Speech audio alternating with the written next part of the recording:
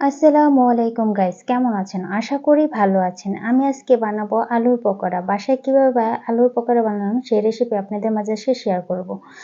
আমি দুটি আলু কুচি করে কেটে নিয়েছি। 2 টেবিল চামচ দিয়ে দিয়েছি ময়দা, 2 টেবিল চামচ দিয়ে দিয়েছি কর্নফ্লাওয়ার, 2 টেবিল চামচ পেঁয়াজ কুচি, 1 টেবিল চামচ মরিচ কুচি, 1 টেবিল চামচ ধনিয়ার কুচি, দিয়ে দিব স্বাদ মতো লবণ, 1 টেবিল চামচ দিয়ে দেব মরিচের গুঁড়ো, 1 টেবিল চামচ দিয়ে দেব ধনিয়ার গুঁড়ো।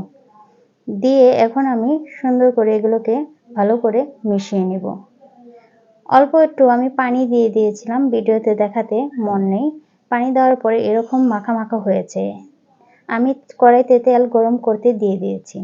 গরম হয়ে গেলে আলুর পকোড়া সাইজ করে একটি আমি ছেড়ে দেব।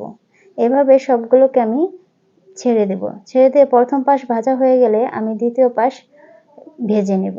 ভাজা হয়ে গেলে এখন আমি আপনাদেরকে নামিয়ে দেখাচ্ছি দেখতে কতটা সুন্দর হয়েছে।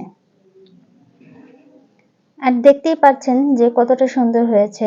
আমি আপনাদের এক পিস ভেঙে দেখাচ্ছি যে ভিতরে কতটা সুন্দর হয়ে গেছে। দেখতে অনেকটা সুন্দর লাগছে, অনেকটা লবণীয় লাগছে। ভিডিওটা যদি ভালো লাগলে আপনারা বাসায় অবশ্যই বানিয়ে খাবেন। ভিডিওটা ভালো লাগলে অবশ্যই কমেন্ট করে জানাবেন। ভালো থাকবেন। আল্লাহ হাফেজ।